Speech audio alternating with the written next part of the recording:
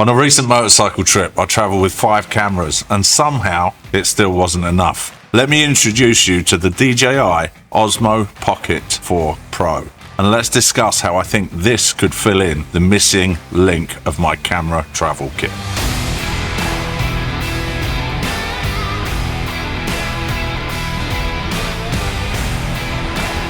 Okay, this is the new DJI Osmo Pocket 4 Pro. Now, it's not an entirely new camera concept.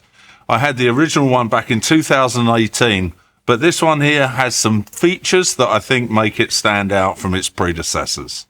So how did I possibly miss shots? Well, the cams on the bike did a great job of getting everything wide. The shots looking away from me, the shots closer back to me, the 360-degree shots did a great job of all the wide shots. What I was missing was those telephoto shots to bring things in closer, the wide vistas where you're trying to get a really spectacular view, the B-roll shots of detail, the establishing shots that just set the scene of where you are. Those were the shots that I was missing, and it wasn't that I didn't account for that. I did have my mirrorless system on the back of the bike. The problem was when you're covering a lot of miles, you really don't want to stop, jump off, and spend all the time pulling all the equipment out, setting it up, and rerunning the route that you just rode again, and starting from scratch. So in the end, I wasn't even stopping to get those shots. I could have, but I just didn't. So I think this is where the Osmo Pocket 4 Pro comes into its own. Let's run through some of its capabilities. Firstly, the size. It's just so easy to put away. Put it in a tank bag, put it in one of your jacket pockets.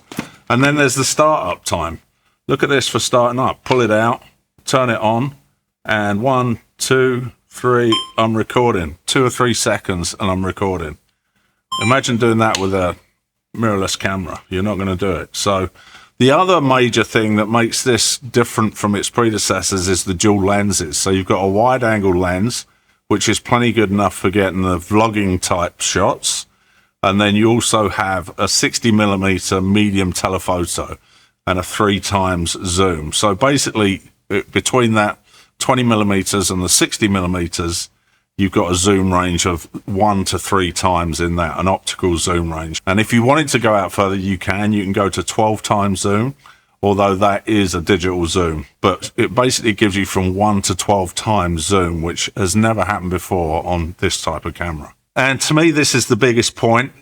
In the past, you only had one lens, so it made it hard to differentiate between one of these and, say, an action cam or even your phone. It also has the ability to track you, which is handy. Let me set this on my tank bag. Actually, let me put it on my seat. It's a lot flatter. And it's literally all you have to do is double tap the screen and then it will follow. Let me record it and then we can use it. All you got to do is double tap the screen. So I'm going to do it on my face and then watch. It's just going to follow wherever I go. As I'm coming round, going around the other way. How cool is that? Another great thing about it is the battery life. The battery life on this is said to last 210 minutes. Can't say I've tested it, but 210 minutes is pretty substantial. The best part about that is if you charge it, you can charge it to 80% in 18 minutes. So even if you are running low on battery, I could charge it in my tank bag here or in my pannier in 18 minutes to 80%. So that's huge. This is an extension pack on the bottom here. This is the normal size of it. But if you put this pad on the bottom, it allows you to put either use a quarter 20, which you can attach to different camera mounts, and you still have access to the USB-C charger. And it also makes it a more extensive hand grip, makes it a little bit more comfortable to hold. But it also allows you to attach a little tripod to the bottom, which is very handy. It also has 37 megapixel photos. Not sure I'm that bothered about that, but it has it anyway. 103 gigs of inbuilt storage. Now, I own a ton of SD cards, but I can also say I've forgotten a lot of SD cards anyway. So to have the internal storage is actually awesome. And since I've been testing this, I haven't even filled it up, and there isn't even an SD card in there. So that internal storage could be invaluable at times. With the DJI Mimo app, you can connect to this on here to your phone, and it does a pretty good job. I was getting about 50 to 70 megabytes a second transfer speed. So a 5-minute clip just took a couple of minutes, and yeah, that's a handy feature to have. especially if you're out in the field and you want to transfer to send stuff home. It also has the ability to do wireless firmware updates, which I love. There's nothing worse than having to go to a computer just to do a camera update, and you can do this wirelessly. You can also film vertically. To turn the camera on and off, all you need to do is just flip the screen on. If I turn it like that, it's going to ask me if I want to continue. If not, it's going to lock the gimbal in place. If I turn it on, then it's going to open it up. And if I want to go vertical, I can just put it vertical and then just hit, and basically I'd hit cancel. It says, do I want to turn off? I just hit cancel and it will go vertically. Now, you will, just so that you're aware, you actually crop into the sensor when you film it that way. If you're that bothered about it, you want to just hold it sideways like that and film vertically that way. And then you get the full sensor size. Now, not to state the obvious, you do have a gimbal on here which keeps your footage smooth. And I can understand some people think, well, my phone does that. It doesn't actually do it anywhere near as well as this does. You can get low angle shots where you're running across the ground. You can't really do that with your phone and still walk. This is way, way smoother than any iPhone or any inbuilt stabilization on a phone would be. The next few points are all interrelated. The first one being that it shoots on a new D-Log 2, which is a really flat profile that allows for far superior grading after you finish shooting. Now, you can shoot in what's called a Rec 709, which is just normal how your phone would, or any camera would see, so it looks completely finished. But if you want a wider range of lightness and darkness to be seen, actually they claim up to 17 stops of dynamic range on this camera. You have to use it in the D-Log 2 though, which is the flat profile. It's also 10-bit. 10-bit gives you a lot of extra scope for when you're adjusting the image. It's far more robust and it can take adjusting a lot better than 8-bit. 10-bit used to be solely for professional cameras, and it's creeped more and more into the lower end cameras, and today, happy to see this has got 10-bit. Another thing which is also kind of interlinked with the same thing, it has a 1-inch sensor now, which is a much bigger sensor than the one before. And what does that mean? Basically, it means that the pixel size can be a lot bigger for the same resolution, which in turn makes it much better in low light situations. So a lot less noise. The aperture on the fixed aperture on these lenses are f1.8, so that in itself will help massively for low light situations.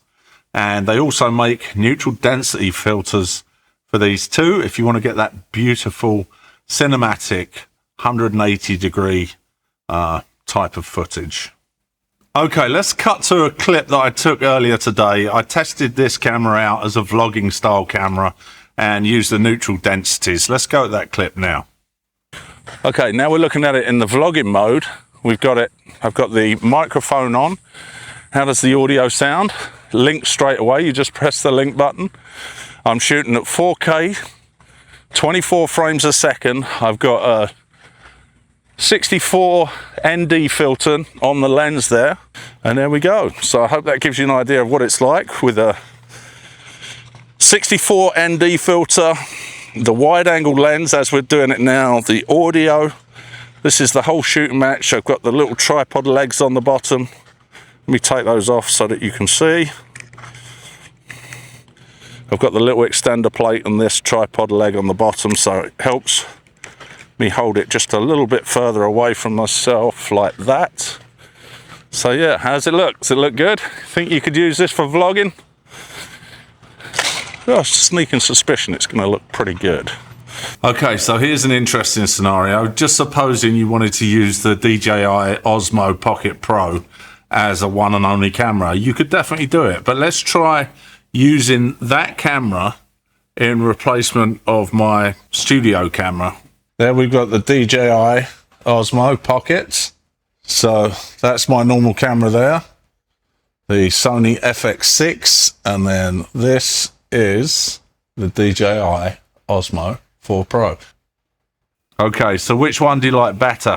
The FX6 or the Osmo? The Osmo I couldn't shoot on D-Log without putting a neutral density filter on. The minimum ISO on D-Log was 400 and the light was too bright in here, so I had to take it off of D-Log and put it on Rec 709, but not having D-Log in a situation like this is not as big of a deal as you might think, because we've got a controlled lighting situation that's not going to be changing all the time. So the Osmo is on regular Rec 709, and the FX6 is on Sony S-Log, which is Sony's equivalent of it. So which one do you like?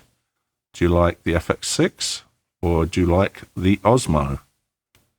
FX6 or the Osmo? Bit of an unfair comparison, but be interesting to see how it comes out.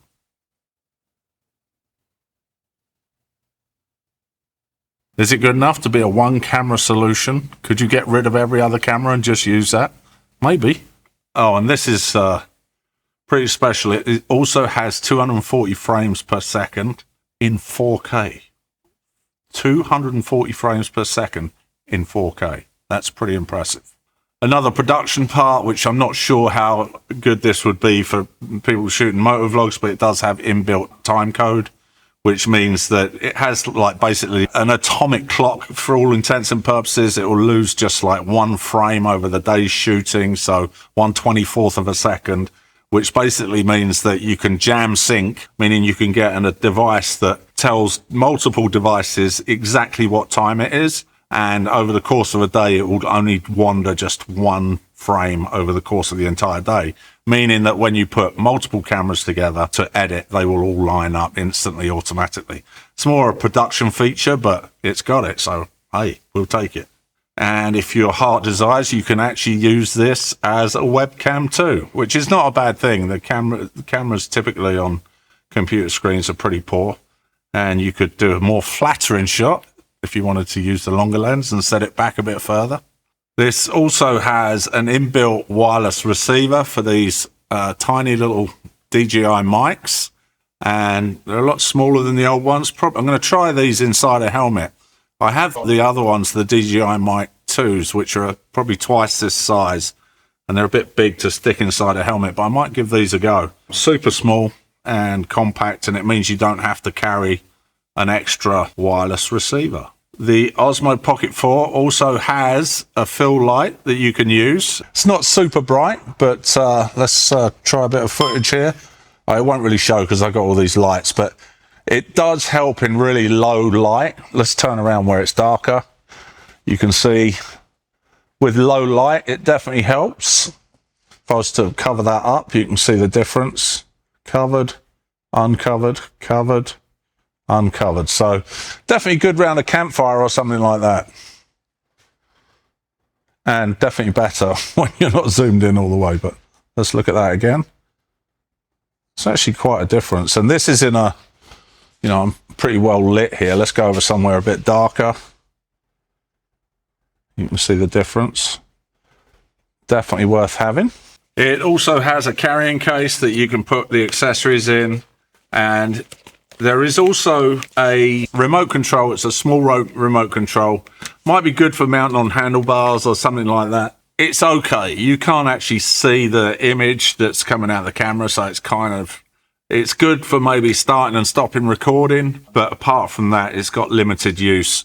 I think you'd be far better off taking your phone and then dialing it in with something like this, which is this is the app that I'm using with my camera now, but it has a very similar app you can control the camera from, and you can even control the joystick and all the settings on it. And that's the DJI Mimo app. So I would recommend using this if you were going to use a remote control rather than the actual remote control that you can buy. So what's this camera good for? And just importantly, what's it not really good for? It is the perfect companion daily carry camera, especially for a motorcycle. You can put it anywhere you like.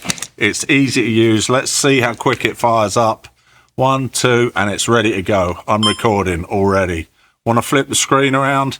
Yep, I'm recording myself. The audio is plenty good enough to record straight into this, as long as there's not a lot of background noise. So for that type of everyday carry camera, I think it's fantastic. What's it not good for? If I still had the option, I'm going to use my mirrorless system. It's obviously a better system, but there's a lot of hassles that go with that. This isn't going to be something that you're going to mount to the actual bike itself, I don't think. I tried it on the front of a car, and it was good, but after a while the pressure of the wind made the gimbal become unstable, and it quit and just started sagging down. I kind of think that it would be the same on a bike. But if you wanted to, not that I'm condoning riding one-handed, but if you wanted to, you could literally hold it out along a trail and be filming somebody for a few seconds or something like that. It'd be perfectly good for that. Not necessarily mounted permanently on your bike, though. They do actually make a Z-axis compression cup for it, so I guess you could technically use it on that. You could maybe mount a suction cup to the front, and they make a Z-axis. I think it's Small Rig makes one, and that will take out the sting of the up and down, which may mean the gimbal won't collapse on you. But it's more for off the bike and for getting shots here and there and things like that. Well, I hope you found this helpful. If you've got any questions, leave them below. And please make sure you like and subscribe. And I'll see you on the next episode of Naxi Tracks. Thanks very much. Have a good one.